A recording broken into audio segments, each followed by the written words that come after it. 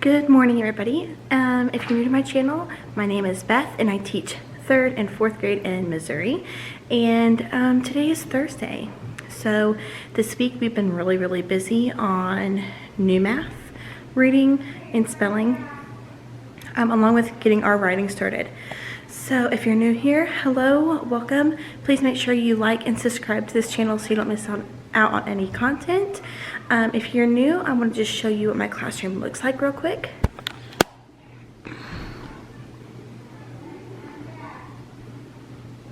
Okay, I do want to point out that I do teach 2 grades at one time. So I have 3 3rd graders and 5 4th graders in the room.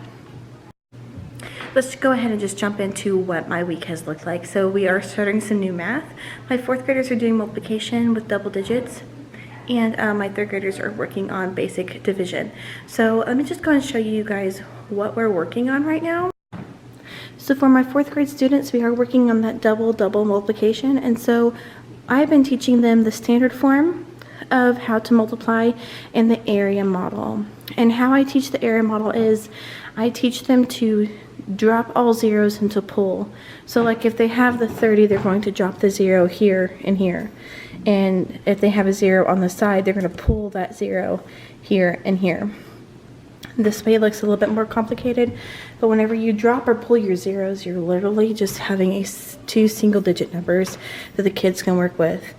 Once their box is filled in, then all they have to do is just add all the numbers together to get their answer, and it's the same. For the standard form, I do teach it, just multiply the ones by the ones and the tens. That I do a placeholder 0, I call it happy face 0, just so the kids know to put it there. It has no value, but it does tell the kids that we're multiplying not just a 4 but a 40. So this 0 is going to represent that 40 digit, or 40 as a place value number. So teaching 2 new grade levels has become very challenging at times, but I've learned that doing positive reinforcement is really helpful for the students. And so a couple things that I'm reinforcing this year, or this semester, is I have brought back my homework passes. So how a homework pass works is every time a student gets 100, they can bring me this pass, and I will end up 3-hole punching however many hundreds they have. So if they have 3, I'll hole punch 3 times. Once this is filled up, they can use it on any assignment. They just have to listen to the lesson completely, do any check for understanding that I might give. Once I know students are getting close, I do more check for understanding, just so I know that they get it and they're not just forgetting what they've learned. But they can staple this to the assignment that I give, and they can get 100% on it, and then they get a brand new one to use. Another thing that I've been really reinforcing is my Puzzle Wars. This is a product on TBT. I can totally link it down in the bio for you. But they picked 3rd grade has chose if they fill up their board, they can play a game or they can have iPad time. Update on the iPads. So we were told over the summer we're getting iPads. We didn't get them until like the week before Christmas break. And we have them labeled. We don't have cases. So as soon as the teachers can get everything loaded up for the kids and we get our cases, they can do that. So I told them they could choose the iPad time, and if the iPads are ready, then they could do this for the reward, or if it's not done in time, then they can do this one. So 4th grade is currently in the lead, but it's not like a race. So their reward is they want to eat lunch in the classroom. And so that's what they've done. And as soon as they get done, they can clear it out and they start over again with a new reward. So that's been working really well. The last 2 days have been kind of crazy. So puzzle pieces have not been like going out as fast as the first couple days this week. I'm going to show you something else that I've been incorporating, just so you can get an idea how the room is running. Okay, so before I get into what I've been doing, I've changed my schedule around to do math in the morning and then science after specials and then reading workshop after lunch. So when my kids walk in the morning, there are these green tubs. I've got 2 on the 4th graders' desks and 1 on the 3rd grade, and I have games for them to play. I just search free math games on TPT and cut them out. So this one is a 2-digit by 1-digit math puzzle that they have to do, and so I put a couple in here. I do for spelling, I put Play-Doh, and then last night I bought these big foamy dice for them to have if they're playing another math game. These are for reading. They're too tight on the kids' fingers, but they're still there if they need them. And so the kids sort of come in, they put their stuff down, we take lunch count, and then for the first 15 minutes they get to play their math game. So this is 4th grade. Both of these bins have this puzzle game in it. The 3rd graders, they actually have the dice, they have Play-Doh, they have the witch's fingers, they have a deck of cards in here currently. Next week this could change for their game, and their game is gain or loss. So if they pull a black card, they're going to add to 15, and if they pull a red card, they're going to subtract that number to 15. And so they want to play 20 times, and the person who has the highest number at the end is going to win. And this came off of TPT too. I just threw them into these dry erase mats just to keep them nice, and I did include the rules in the back.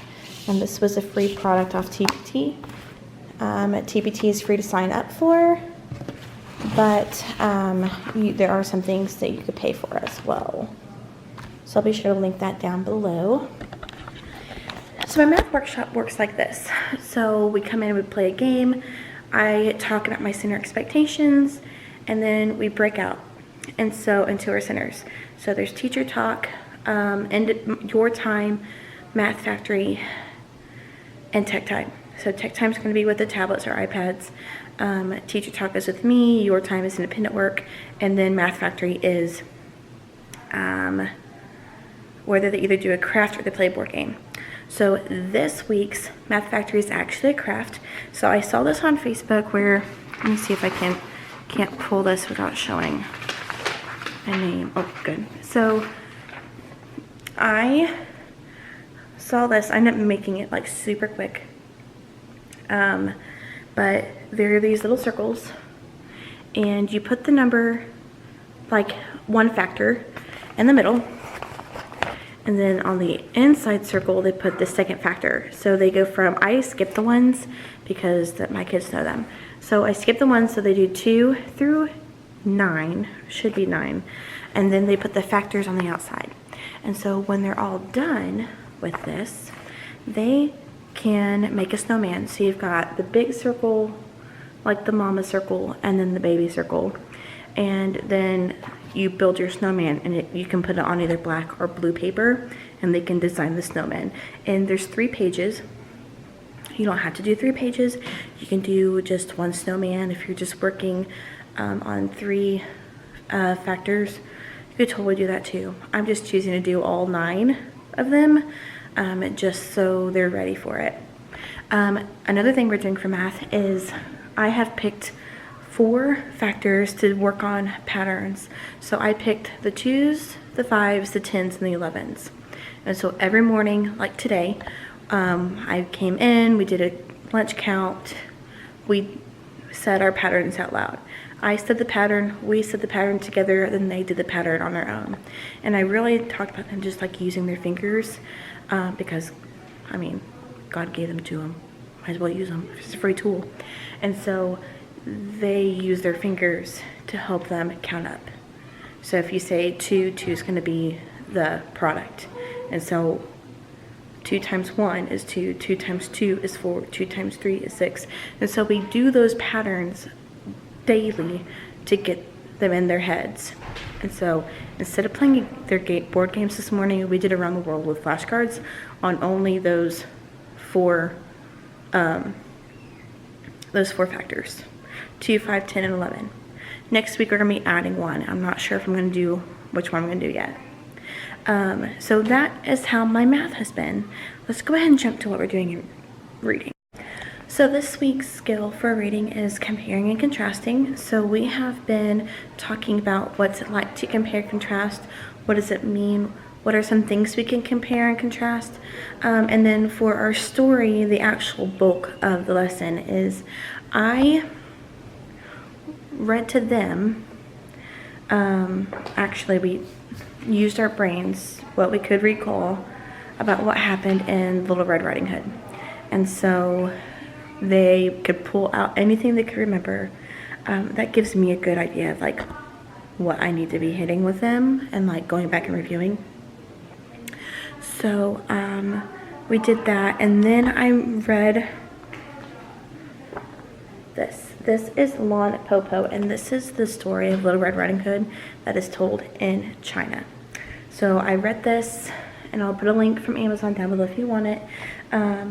But we read that, and we kind of talked about like how is it different than the original story. And so I kind of like made 2 lists of how they were different. And then Tuesday I went back using the chart that we made, and I reread the story of Little Red Riding Hood to them, so then they could go back from Lon PoPo and tell. Wednesday, we talked about what a Venn diagram was, and so I put them into 2 groups, and let me show you. This is awesome. Okay, so I put them into 2 groups, and my other one's underneath the table, but we're not going to talk about that. Put them into 2 groups, and they had note cards, and they were supposed to use the stories of Lon PoPo and Little Red Riding Hood to tell me how they were alike. So we put Lon PoPo over here, and we put what was same in the middle and what was different in the other one. And I had them label them, so whenever they came back, if we ran out of time, I just had them color code so they knew where each one went and where it belonged to what story. So once they got all their cards and their Venn diagrams, then we were able, I had them draw out a Venn diagram in their writer's notebook individually, and I had them go to both groups' Venn diagrams and pick 3 things that were different in Lon PoPo, 2 things that are different that are the same, and 2 things that were different in Little Red Riding Hood. And that is going to be the bulk of our story. They're compare and contrast papers that they're going to be working on today. So that has been the bulk of our day, of our week so far. Science, we are doing properties of matter, and we took a quiz on it on Tuesday, and we also are doing a properties of matter activity where the kids pick 3 objects in the room, and they have to tell me all the properties. So what's the texture like, what's the color, what's the odor, what's the